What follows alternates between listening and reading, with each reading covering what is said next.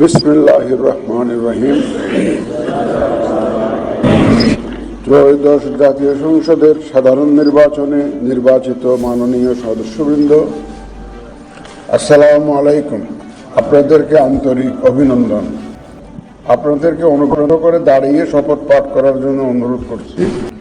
আমি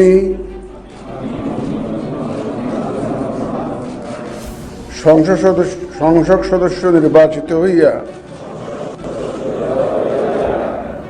সশ্রদ্ধ চিত্তে শপথ বা দৃঢ়ভাবে ঘোষণা করতেছি যে আমি যে কর্তব্যভার গ্রহণ করিতে যাইতেছি তাহা আইন অনুযায়ী ও বিশ্বস্তার সহিত পালন করিব। আমি বাংলাদেশের প্রতি অকৃত্রিম বিশ্বাস ও আনুগত্য পোষণ করিব